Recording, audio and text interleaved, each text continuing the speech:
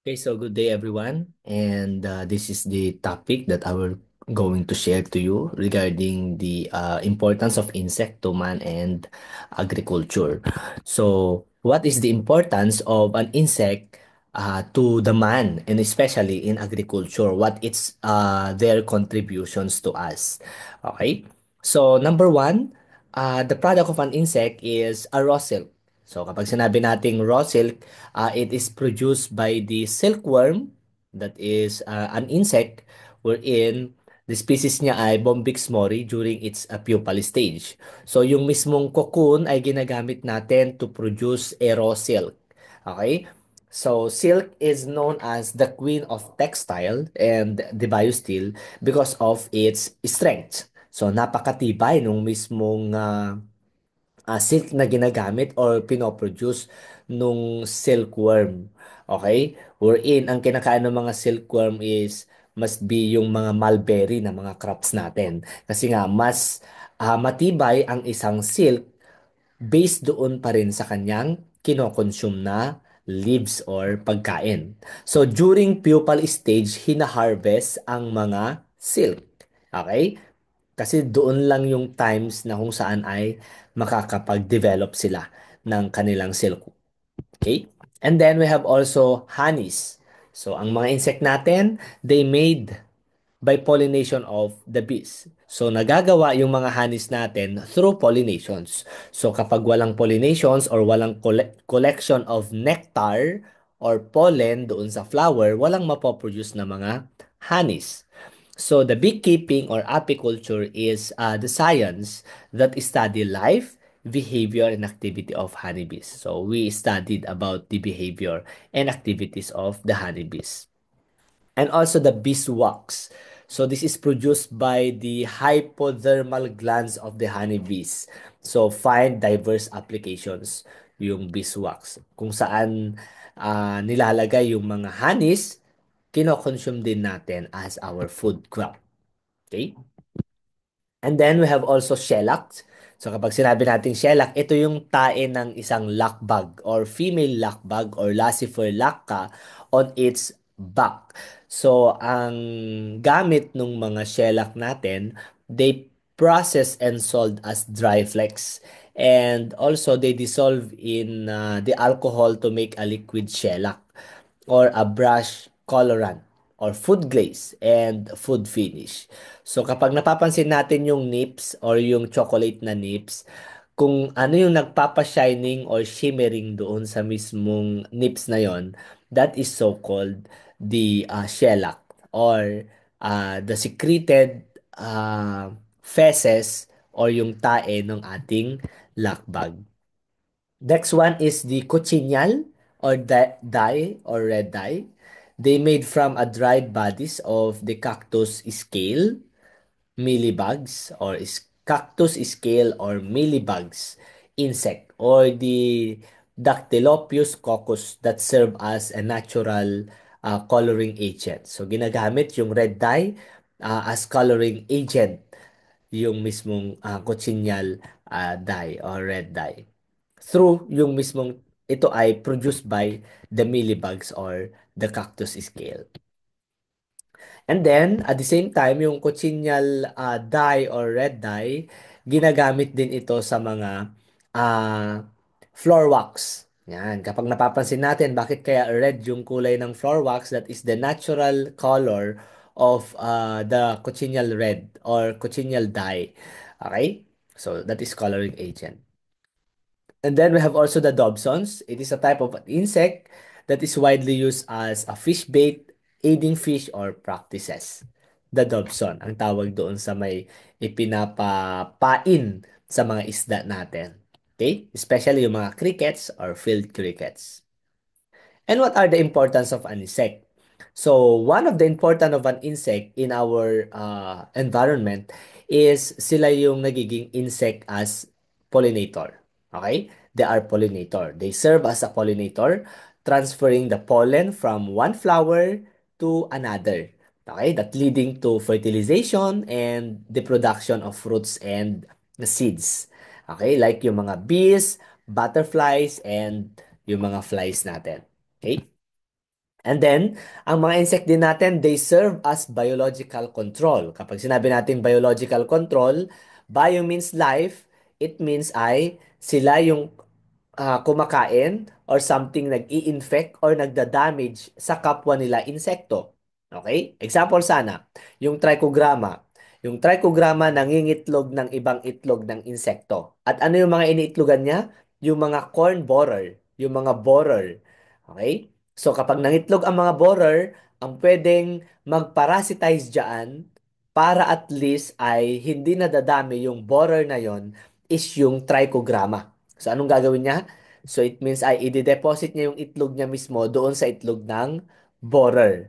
At kapag pipisa na ito, ang lumalabas na is not the borer but the trichogramma.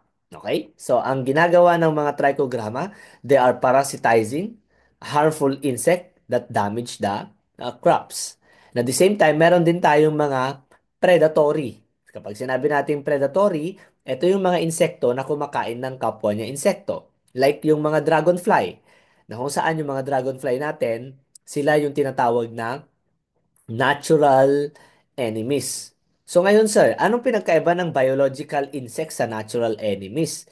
Okay, so kapag sinabi nating biological insect, these are the insect reared in laboratory. Ito ay pinaparami sa laboratory.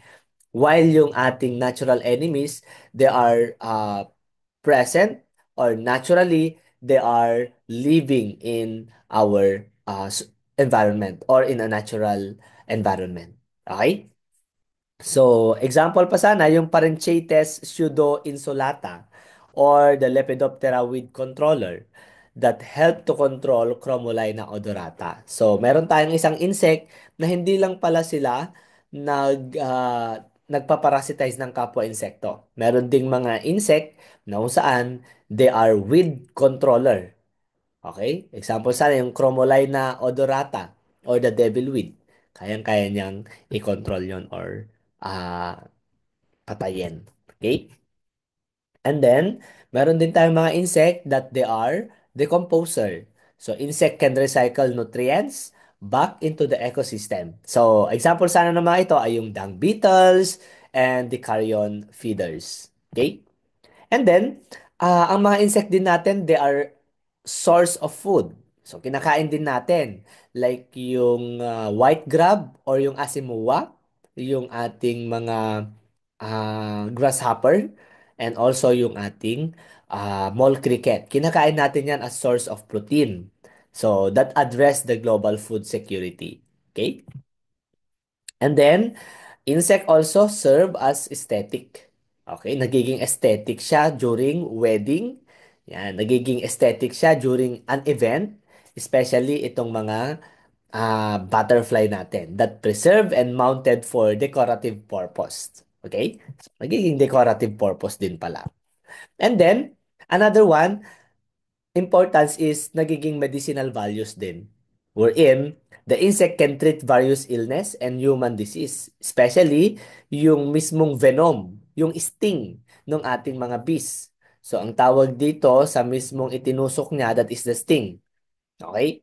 So, that is the bee venom or it alleviate the arthritis kapag pinapatusukan natin ng mga sting nila. Okay? Actually, ang mga bees natin, hindi sila nangangagat. Ano? So, walang bees na nangangagat. Baka sabihin natin, ay kinagat ako ng bees. Hindi nangangagat ang bees, kundi they stung you. Okay? Siguro nasubukan naman na nating na-stung tayo ng mga bees, 'di ba? So, napakasakit. And then, another one, yung cantaridine or cantaridine that is the remedy for urogenital or urogenital. And then, chitin, wound and burn healing naman, yung mga chitin ng insect natin. Okay? So, ano yung mga causes ng mga insects? So, number one, insect function as a pest. So, nagiging peste rin pala ang mga insects. So, hindi lahat ng mga insekto na nakikita natin sa field ay mga natural enemies or biological. They are not all beneficial. Okay? So, meron din tayong mga insect na ang tawag ay pest. Kapag sinabi nating pest, it means they damage or they are detrimental and at the same time, sila mismo yung sumisira sa mga crops natin. It reduce yung yield ng crops natin. So ano ba yung mga types ng mga insect based sa kanyang ginagawa?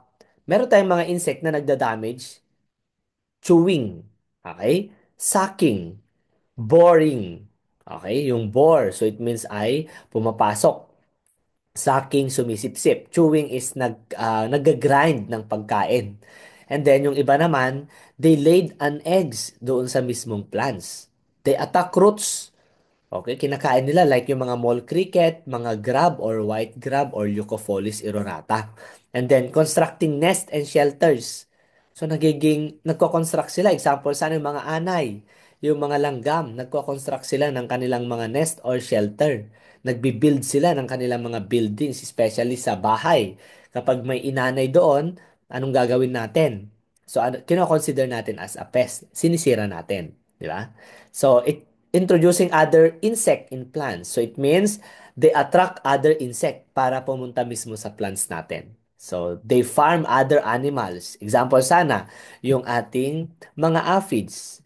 Yung aphids, once na ito ay nag-damage sa isang crop, ang sumusunod na diyan, mga ants. So they farm other animals.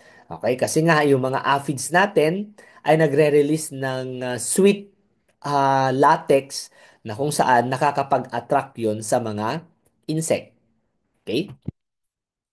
And insect also act as a pest of humans and other animals causing issues both in household and veterinary setting. So, nagiging peste rin sila sa household, especially yung mga ipis. Yan. Yung mga daga, hindi sila insect Okay? Baka mamaya sabihin natin ang mga daga ay insect. No. Ang mga daga natin ay mga vertebrate animals wherein they are considered as a pest but not an insect. Kapag sinabi nating pest, meron kasi tayong mga iba't ibang klase ng pest. Insect pest, may insect pest tayo, mga weeds, mga pathogen, yan, and other pests like yung rodents or yung daga or yung rat. And then also, meron din tayong pest pa, yun yung golden apple snail or kuhol. Okay? Sila yung mga pests. Okay? So, hindi lahat yun ay mga insect. Ano? So, they are considered as a pest kasi pest, we are referring to a general term wherein ito yung mga detrimental or it damage yung mismong crop natin. Okay? Pero meron siyang mga different types ng pest, like yung insect pest, yun yung pathogen, weeds, and other pests like yung rodents and golden apple snails. And insect also cause damage from the stored product and various possession belonging to the humans. Okay? And then, certain insects serve as vector. Kapag sinabi nating vector, ito yung nagdadala ng sakit, like yung mga pathogen natin, that cause a plant diseases. So, disseminating agents sila, so nagsaserve din pala sila to disseminate diseases to other plants, facilitating the cross-fertilization of specific rusts. Okay? Ano yung mga significance of an insect? So, alam nyo ba na ang mga insect natin, they are dominant group of animals. Sila yung may pinakamarami, pinaka-most populous, most numerous living creatures, and mabilis silang mag-adapt kapag sila ay nagta-travel. Okay? Or kaya ay nagta-transfer doon sa ibang areas. So, they are adaptable and ability to inhabit and thrive in diverse environment. And inhabitants of the earth for approximately 350 million years.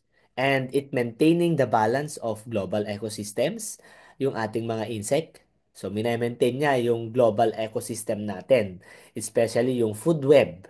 Okay, sila yung nagbabalance. Pero dahil sa dinidisturb natin yung mismong bahay or kaya yung area kung saan nakatira yung mga insect, kaya nako-consider na rin sila as insect pest or mga peste. Bakit? Yung dating tahanan nila ngayon ay tinatamnan na natin. Kaya hindi natin masisisi na nagkakaroon tayo ng mga pests or kaya imbalances doon sa damage ng mga crops natin. It is because yung mga dating tahanan ng mga insect pest ay ginawa na nating taniman. Okay? So, insects serve as essential pollinators. So, nagiging pollinators din yung mga insect natin. Okay? Distinguishing the characteristic of an insect. So, meron tayong mga different characteristics ng mga insect natin. Number one, they are belong to class Insecta. Okay? So, kabilang sila sa tinatawag na class Insecta or class Hexapoda. Okay? So, from the Latin word insectum, that is cut into or segmented. So, ang mga insect natin, they are segmented. Kapag sinabi nating segmented, merong mga boundaries. Okay? Merong mga segments na ang tawag mo sa lahat ng segments na ito is segnomeres. Okay? Segnomeres. So, yung mga insect natin, they are segmented. Kaya nga, insect, they are cold-blooded. Kapag sinabi nating cold-blooded, it means hindi nila nararamdaman kung ano yung natatanggal sa kanilang sarili. Okay? Cold-blooded means wala silang feelings. Okay? Wala silang feelings. Ang mga insect natin, wala din silang blood. Ang tawag mo doon sa nagpe-preserve sa kanila, ang tawag mo doon sa nagpe-preserve para mas humaba pa yung buhay nila is ang nagsiserve as their blood is what we call on hemolymph. Okay? Hemolymph. Hemolymph. Lymph. Hemolymph. So that is serve as their blood. Okay? So all the insect has segmented. Kapag sinabi nating segmented, it means meron kasi tayong three main segments ng insect: the head, the thorax, and the abdomen. So, kapag sinabi natin segmented, may boundaries each part. Okay? Wherein, tinawag siyang cold-blooded na kahit tanggalin mo yung kanyang legs, tanggalin mo yung kanyang ulo, tanggalin mo yung kanyang katawan, hindi nila mararamdaman yon. Okay? Kasi nga, they are cold-blooded, wala silang blood. Na gaya ng tao na kapag dumadaloy yung dugo sa katawan natin at sinampal ka, mararamdaman mo yung sakit. Tama ba? Mararamdaman mo yung sakit. Kasi nga, you are flowed by the blood. Okay? Fascinating creatures ang mga insect natin. And they are classified in the phylum Arthropoda. So kapag sinabi nating Arthropoda, arthro meaning joint or segments and poda meaning foot or appendages. So phylum Arthropoda is the creatures or kaya ito yung pinaka-high or pinaka-top of the most classifications wherein belong yan sa class Insecta. Phylum, and then meron tayong mga different classes. Mamaya mapapag-aralan natin. Okay? And then, insect, tandaan natin, ito yung characteristic ng insect natin. Meron silang one pair of antenna or two antenna. Two antenna. Hindi two pair, two antenna. Okay? So, kapag one pair, it means equivalent to two antenna. One pair of compound eyes equivalent to two eyes. And two pairs of the wings. And they rely on the tiny holes called the spiracle or respirations. So sila ay nakadepende sa tiny holes para huminga. So walang ilong yung mga insect natin ha. So ang ginagamit nila for respirations or sa paghinga is yung kanilang spiracles.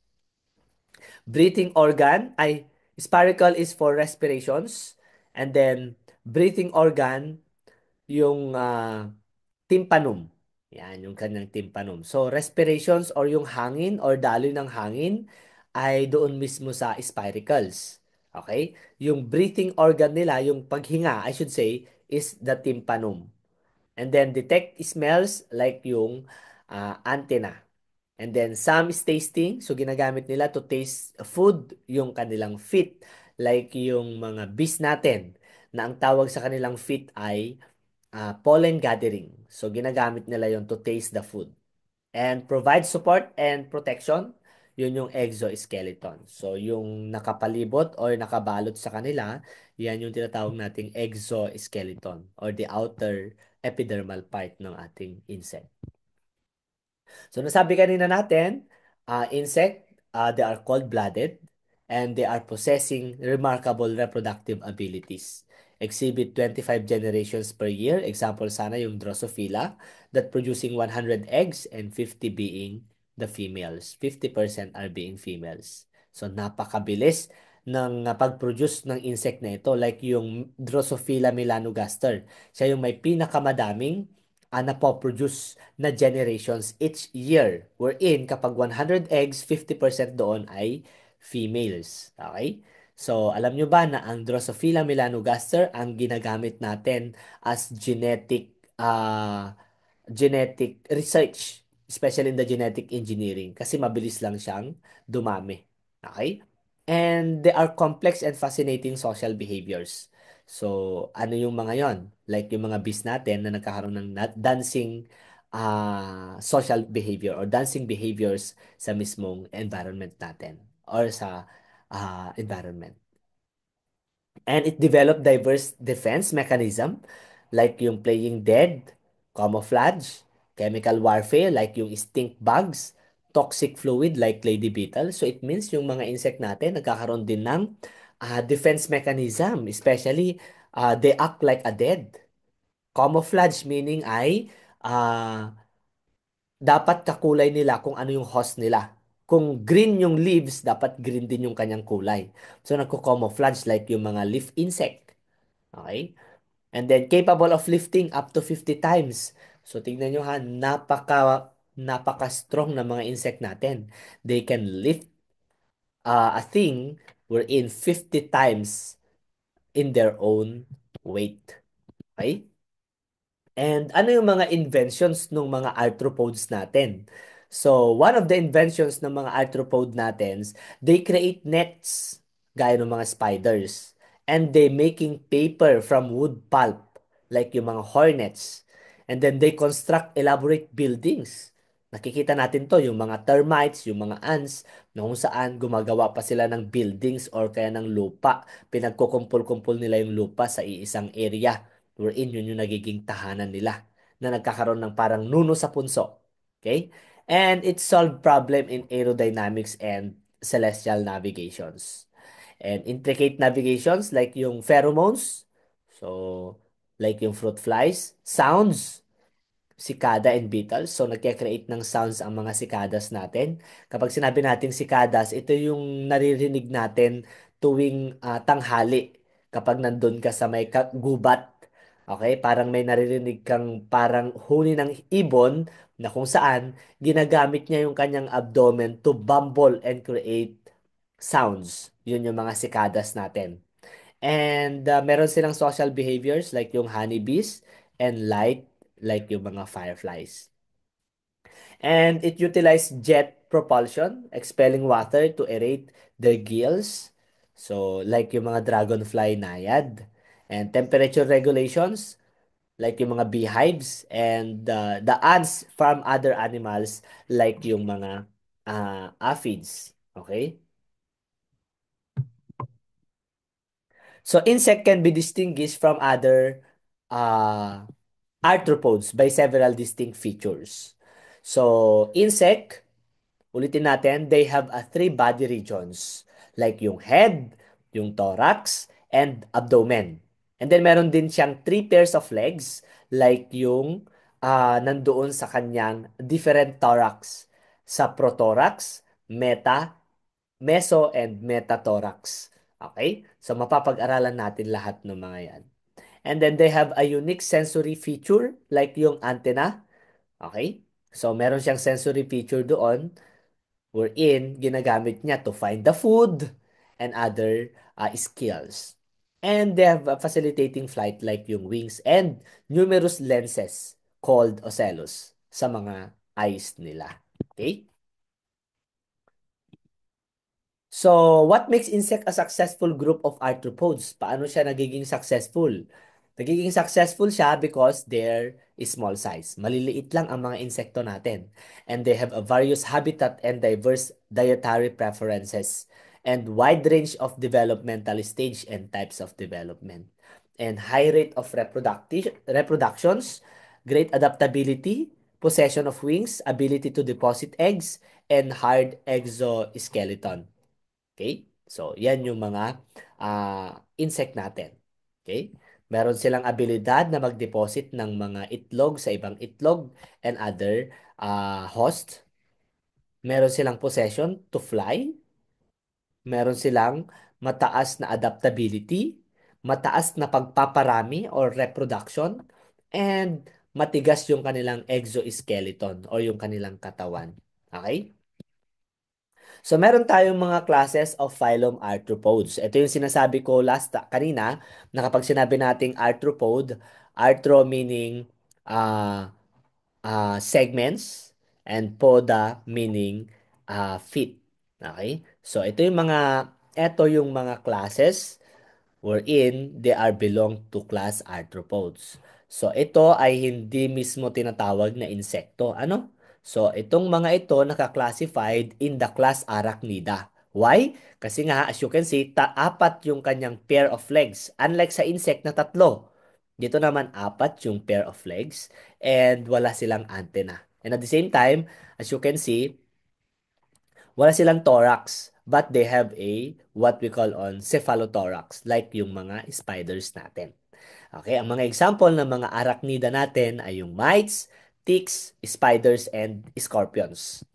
And then, we have also class Chilopoda, and it has a flattened body and a bare pair of legs per body segment. So as you can see, ang dami niyang legs. 16 pairs of legs or 50 pairs or 100 legs. Example, sana yung centipedes or alupihan. And then we have also class Diplopoda, or it is a cylindrical worm and have the habit of coiling up like a ring. So meron siyang 213 pairs of legs. Yan. So, or yung singsing-ita or millipedes na kapag hawakan mo ito, nagke-create siya ng, or kaya nagro-roll siya. Okay? Nagko-coil. Kapag nagko-coil, it means that is their defensive mechanism para hindi sila kainin. And then, nagre-release siya ng mabahong amoy. Okay? And then we have also the class Crustacea. So ang mga class Crustacea, ito yung mga nakikita natin sa dagat. Okay? So they are belong to arthropod. Why? Kasi meron silang mga segments. So adults of this group possess two pairs of antenna and a variable number of legs. Okay? So five pairs of legs. And ang mga example dito yung mga crayfish, shrimps, crabs, sobags, and copepad. Eh sir, kabilang ba yung tilapia and bangus? No, hindi sila kabilang. Kasi nga wala silang segments. Ang meron lang sa kanila yung saliksik. 'Di ba? So, yun. And then, last, ito yung pag-aaralan natin for the whole durations ng ating topics. Okay? Yung class Insecta or class Hexapoda.